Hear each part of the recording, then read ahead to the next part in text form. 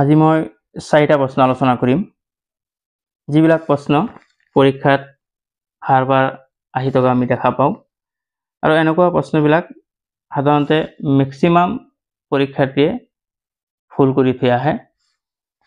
তাৰে প্ৰথম প্ৰশ্নটো মই বোৰ্ডত লিখি ৰাখিছোঁ যে 10 + 10 ৰ আধা কিমান। এইটো মুখে মুখে ডাইৰেক্ট এনেকৈ কৰিলে হয়তো বহুতৰ আনসাৰ ওলাব 10 হ'ব, অপশ্যন এ হ'ব, কিন্তু অপশ্যন এ টো দিলে ভুল হ'ব। কিয়? ইয়াতে 10 + 10 কোৱা হৈছে, এনেকৈ যে আমি লিখো 10 + 10, 10 + 10 ৰ আধা কিমান কৈছে। 10 + 10 ইয়াতে আছে হাফ অফ। অফ মানে আমি জানো মেথছত অফ মানে ৰ বুজায়, আৰু ৰ মানে অফ মানে ৰ মানে পূৰণ বুজায়। গতিকে ইয়াতে পূৰণ হ'ব, আৰু হাফ মানে এইটো আমি জানোই 1/2। এতিয়া 2 আৰু 10ক যদি 2 ৰে ডিভাইড কৰোঁ কিমান বাৰ যাব? 5 বাৰ। 10 + 5 = কিমান হ'ল? 15।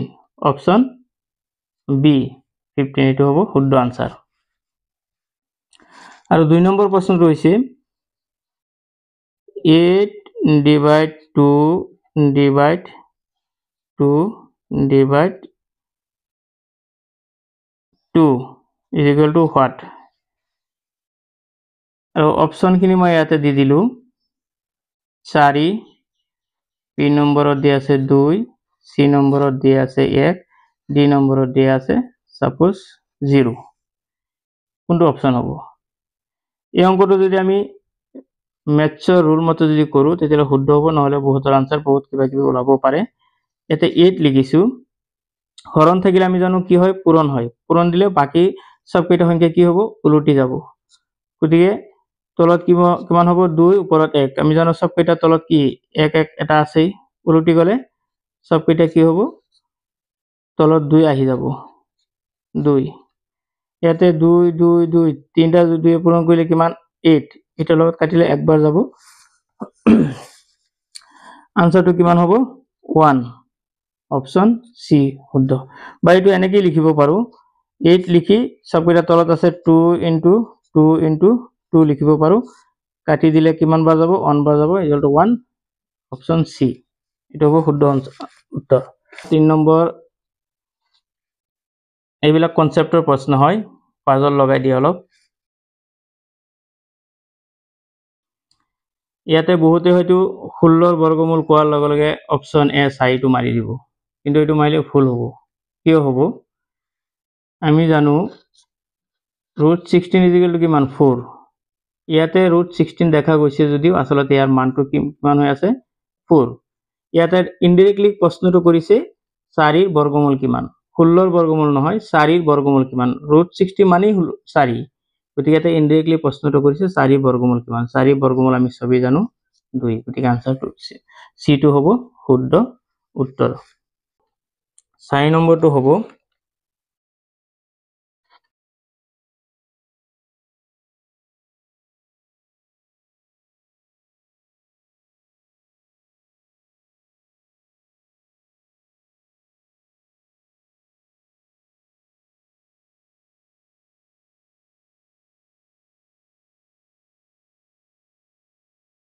ইয়াতে আনসাৰটো কোনটো হ'ব? ইয়াতে বহুতেই 10জন মানুহে 10টা কাম কৰে 10 দিনত, তেন্তে 2জন মানুহে 2টা কাম কৰিব 2 দিনত। বি অপশ্যনটো ক্লিক কৰি দিব, কিন্তু আনসাৰটো ভুল হ'ব। কেনেকৈ?